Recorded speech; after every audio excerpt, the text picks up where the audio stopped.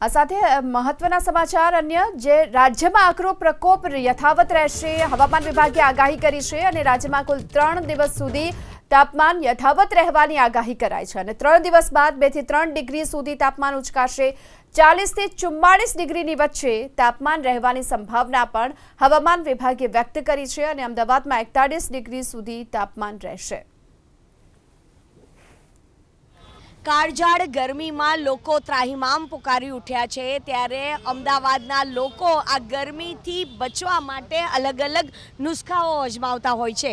અત્યારે અમે લોકો આવી ગયા છે અમદાવાદના આનંદનગર 4 રસ્તા ઉપર અને આપ જોઈ રહ્યા છો અહીંયા આગળ ઝેન ચેરિટેબલ ફાઉન્ડેશન દ્વારા દર વર્ષની જેમ આ વર્ષે પણ નિઃશુલ્ક છાસ સેવા છે તે આપવામાં આવે છે। એટલે કે જેટલા પણ રાહદારીઓ અહીંયાથી પસાર થતા હોય છે તે તમામ લોકોને અહીંયા આગળ છાસની જે સેવા છે તે પૂરી પાડવામાં આવે છે। આપની સાથે અહીંયા આગળ જે દર વર્ષે જે છાસ સેવા પૂરી પાડે છે તેના વિશે વાત કરશે અહીંના જે આયોજક છે તેમની સાથે વાત કરીશું।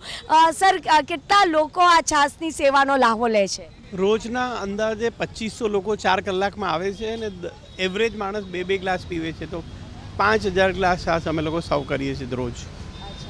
અને અહીંયા આગળ કારણ કે 4 રસ્તા ઉપર જ અહીંયા આગળ છાસ સેવા છે એટલે કે વાહન ચાલક હોય કે પછી રાહદારી તમામ લોકો આ સેવાનો લાભ લે છે। યસ, અમારા ત્યાં એટીએમ વાળા, Zomato, Swiggy, police department, auto રિક્ષાવાળા, ડોમેસ્ટિક હેલ્પવાળા, જેને પણ ગરમી લાગે ને તરસ લાગે એ લોકો એકદમ ઘરનું સમજીને આવીને પ્રેમથી જેટલી પીવી હોય એટલી છાસ ડિસ્પોઝેબલ ગ્લાસમાં યુનિફોર્મવાળા માણસો થ્રુ ચોખ્ખી અને બરફ અમે છાશમાં નથી નાખતા, આજુબાજુ નાખીએ જેનાથી કોઈનું ગળું પણ ખરાબ ના થાય।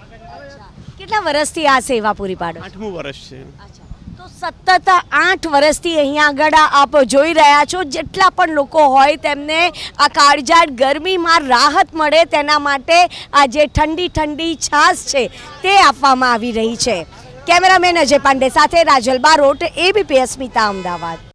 તો હવામાન વિભાગે જે પ્રમાણે આકરો તાપ પડવાની આગાહી કરી છે અને તેની વચ્ચે લોકોને ઠંડક રહે તે માટેની પણ વ્યવસ્થા કરવામાં આવી છે। લોકો પણ અવનવી રીતે પોતાના જાતને ઠંડક રાખી શકે એ માટેના પ્રયત્ન કરતા પણ જોવા મળી રહ્યા છે।